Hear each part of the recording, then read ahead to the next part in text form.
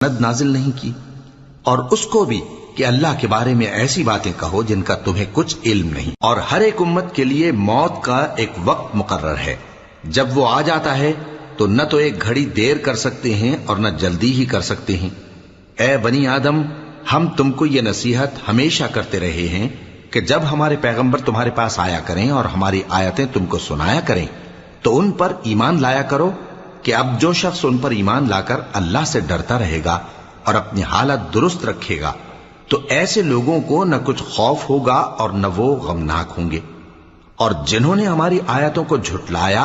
اور ان سے سرتابی کی وہی دوزخی ہیں کہ ہمیشہ اس میں جلتے رہیں گے۔ پس اس سے زیادہ ظالم کون جو اللہ پر جھوٹ باندھے یا اس کی آیتوں کو جھٹلائے؟